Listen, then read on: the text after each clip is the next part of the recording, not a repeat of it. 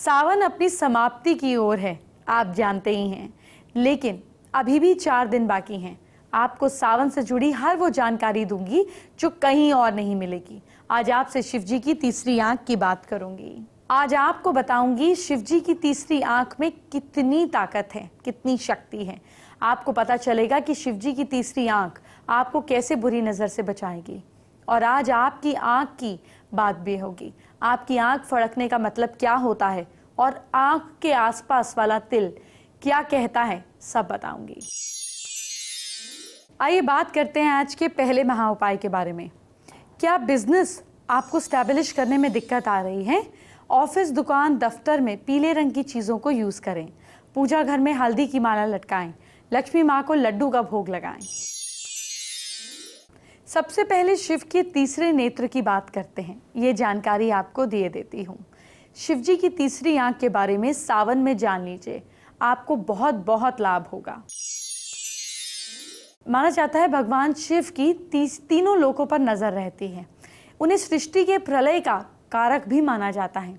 शिव के 3 नेत्र हैं, इस बात का प्रतीक है कि संसार में तीनों गुण रजो, तमो और सत्व गुण के जनक हैं। इनकी प्रेरणा से रज, तम और सत्व गुण विकसित होते हैं। भगवान शिव की तीसरी आंख शिव जी का कोई अलग से अंग नहीं है, बल्कि ये दिव्य दृष्टि का प्रतीक है। ये दृष्टि हर किसी के पास नहीं होती। शिव देवों के देव हैं, इसीलिए उनके पास है। शिव जी के पास ऐसी दिव्य दृष्टि का होना कोई बहुत अचरज की बात नहीं है। महादेव की छवि उनकी तीसरी आंख को और भी ज्यादा प्रभावशाली बनाती है। शिव की तीसरी आंख के रहस्य में कई सारी कथाएं प्रचलित हैं, लेकिन कामदेव को भस्म करने वाली कथा सबसे ज्यादा सुनी जाती है। शिव जी की तीसरी आंख से जुड़ा एक और रहस्य जान लीजिए। एक समय की बात है जब पार्वती जी ने भगवान शिव के पीछे जाकर उनकी दोनों आंख अपनी हथेलियों से बंद कर दी। इससे सारे संसार में अंधकार छा गया, क्योंकि माना जाता है कि भगवान शिव की एक आंख सूर्य, दूसरी आंख चंद्रमा है। सावन में शिव जी को प्रसन्न करने वाले बहुत से मंत्रों की जानकारी मैंने आपको दी है, लेकिन अब आपको सबसे खास मंत्र बताने जा रही हूँ। ये मंत्र जपने का बहुत लाभ आपको मिलेगा। भगवान शिव को पुराणों में महाकाल का रूप कहा जाता है। माना जाता है कि सृष्टि के अंत का कार्य इन्हीं के हाथों से संपन्न होता है। जब प्रलय आती है तो शिव उसमें मुख्य रूप से होते हैं। ऐसे में उन्हें शांत करने के लिए रुद्र गायत्री मंत्र का जाप किया जाता है।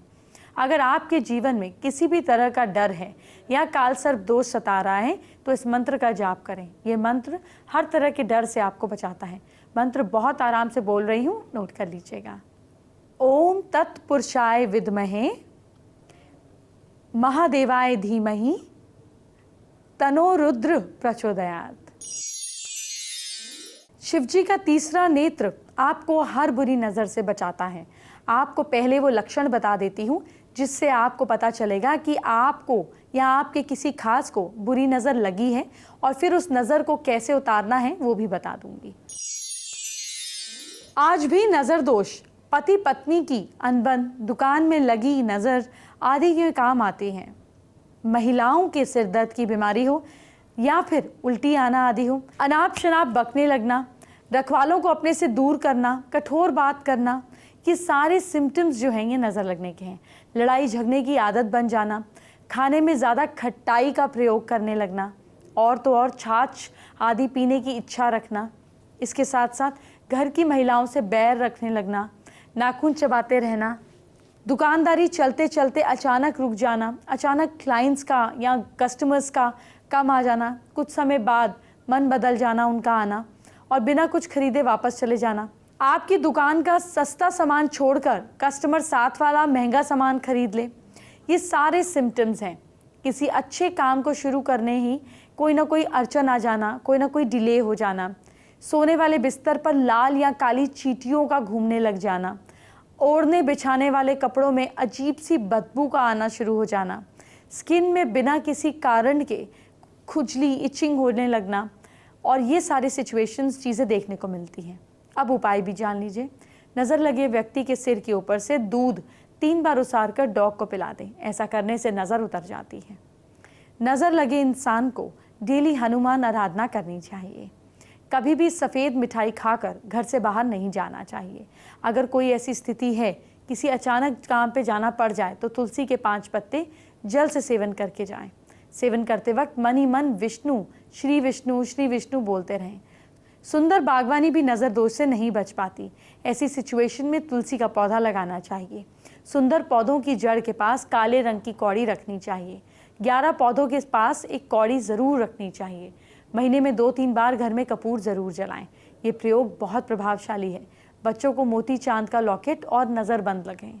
हाथ की उंगली में मोती की अंगूठी पहनने देने से लाभ होता है, लेकिन ऐसा भी हो सकता है कि आपको कोई बीमारी हो, इसीलिए डॉक्टर का इलाज ज़रूर कराएं। साथ में इलाज करा सकते हैं और किसी वहम से बचें। देखिए, वैसे वहम का तो ठीक करने वाला कोई उपाय होता नहीं है। आइए बात करते हैं आज के दूसरे महा उपाय की। क्या आपके पास धन की बचत नहीं हो रही है? ऐसे में किसी भी महीने के शुक्ल पक्ष के पहले बुधवार के दिन एक तांबे का सिक्का 6 लाल गुंजा लाल कपड़े में बांधकर सुबह 11 बजे से 1 बजे के बीच किसी सुनसान जगह पर अपने ऊपर से 11 बार उसार कर 11 इंच डीप गड्ढा खोदकर उसमें दबा दें। ऐसा 11 बुधवार तक करें। सावन में शिव की तीसरी आंख की बात हो ही रही है तो कुछ आपकी आंखों की भी बात कर लेती हूँ। आंखें सब कुछ बोलती हैं।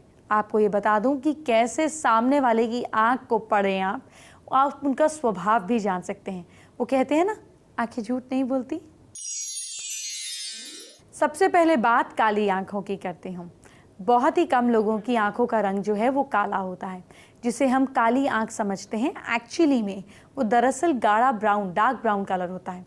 अगर किसी की आंखें दीपिका पादुकोण की तरह काली हैं तो ऐसे लोग काफ़ी मिस्टीरियस होते हैं, लेकिन ये भरोसे के काबिल भी होते हैं और राज को राज रखने में माहिर होते हैं। काली आंखें वाले लोग जिम्मेदार और वफादार होते हैं। ऐसे लोग कामकाजी और आशावादी, ऑप्टिमिस्टिक होते हैं। अगर किसी की आंखें प्रियंका चोपड़ा की तरह डार्क ब्राउन है, यानी कि ब्राउन आंखें हैं, ऐसे लोग काफ़ी आकर्षक होते हैं। इनमें बहुत कॉन्फिडेंस होता है। ये लोग काफ़ी क्रिएटिव होते हैं, लेकिन कभी कभी इन्हें दूसरों के सामने अपनी बात रखने में थोड़ी मुश्किल होती है। रिश्ते काफ़ी लंबे समय तक नहीं चलते हैं इन्हें जल्दी गुस्सा आता है। जिनकी नीली आंखें होती हैं, ये लोग बेहद आकर्षक, शांत, तेज़ दिमाग और रिश्तों में विश्वास रखने वाले होते हैं। ऐसे लोग दूसरों को खुश रखने की कोशिश करते हैं। जिनकी आंखें बॉलीवुड एक्ट्रेस ऐश्वर्या राय की तरह हरी हैं, ऐसे लोग इंटेलिजेंट, क्यूरियस और दिलदार होते हैं। ऐसे लोग हर काम जोश के साथ करते हैं। इनकी आंखों की खूबसूरती और बढ़ा देती हैं, लेकिन हरी आंख वाले लोग ज़्यादातर जेलस प्रवृत्ति के होते हैं। अब आपको उनसे मिलाते हैं जिनकी आंखों की दुनिया दीवानी है, जिनकी आंखें देखकर आप भी कह उठेंगे, काश ऐसी आंखें मुझे मिली होती।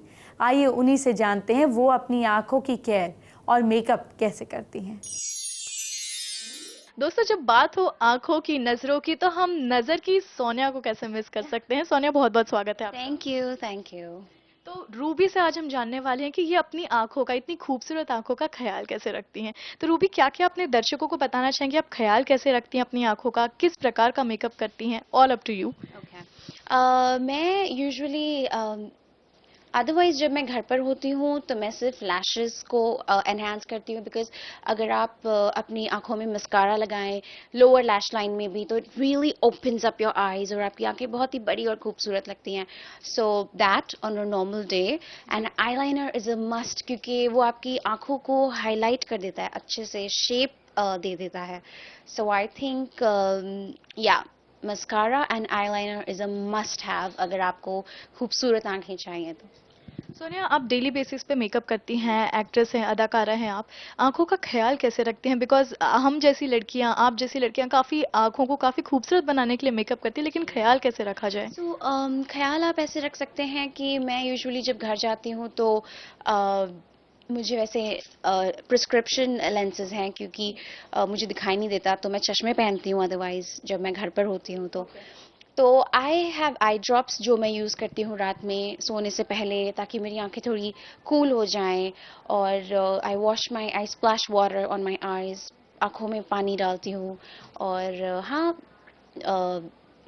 आई drops and that's it usually. और आई मेकअप जो है मैं उसे बेबी ऑयल से रिमूव करती हूँ अच्छे से, वेट वाइप से। आपके फेस पे मेकअप नहीं होना चाहिए जब आप सो रहे हैं। सो आई डू दैट रूटीन बहुत अच्छे से. So that's one thing that I do, otherwise ज़्यादा कुछ नहीं. ये तो काफ़ी इम्पोर्टेंट आपने हमें टिप दे दी आँखों के बारे में।